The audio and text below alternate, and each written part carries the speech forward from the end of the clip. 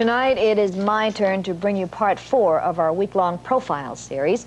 I'd like to introduce you to a very special lady who lives and works here in Southern California, Eulalie Banks.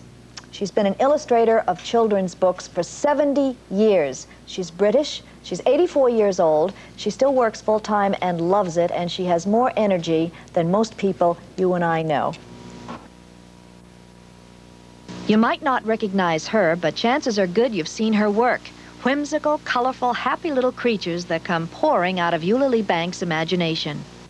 What triggers your imagination to come up with these characters and these animals and these little people? I don't know, really. I suppose it was because I was very a lone child. All my brothers, I was 5 years younger than my next brother. Eulalie was born near London. She remembers drawing on little scraps of paper when she was still in her high chair. That was before she could even talk. When she was old enough to talk, she asked her father if she could take art lessons. I was the baby in the family, and all my brothers and sisters had to do this. You're going to do this, and you're going to do that, and you're going to study the violin, and you're going to study this. And I said, do you think I could study art? Little children should be seen and not heard. So that was the end of that. I didn't study. So, with no formal training but a lot of determination, she became a professional artist before she even hit her teens. At 12 years old, I started making money, only privately with all my friends. They said, oh, would you do Christmas cards for me? So I did dozens of Christmas. I think I did about 12 dozen Christmas cards. And in those days, of course, that was a long time ago, and to me it was a lot of money. I got 1 6 a dozen for them. That's like 30 cents. And to me, that was gorgeous. Once she went public, there was no stopping her. And it wasn't just her friends buying her work. She recalls one day when Her Royal Highness Queen Mary caught a glimpse of some of her greeting cards. And the Queen, you know, put her glasses. Is this an English gal? She said, yes, she was born in England. She's an American citizen now. Oh, well, I'd like to have some of these. And Duchess of Kent said, I'd love her to have an order of all these cards.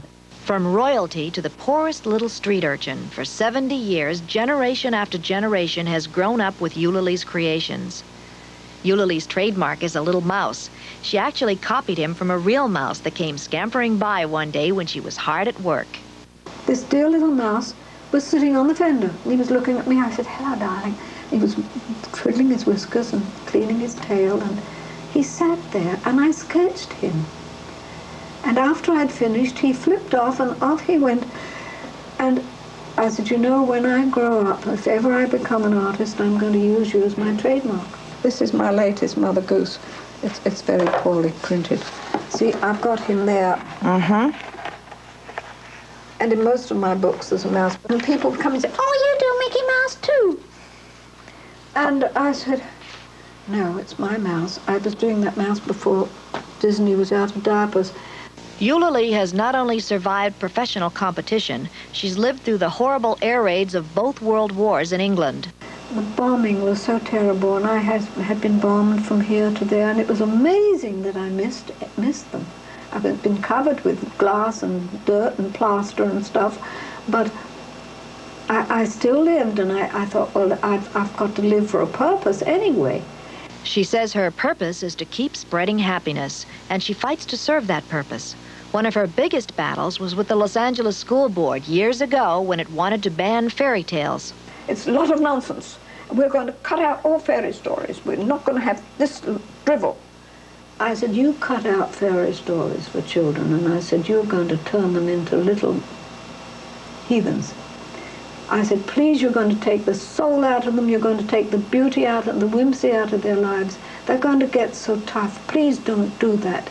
They took all those fairy stories away for quite a few years. But the children still went down to my library and still loved the walls there.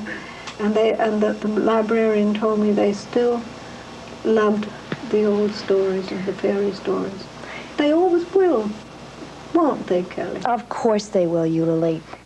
Eulalie has survived wars, depressions, recessions. She's been ripped off by agents who stole from her, but she's still an optimist.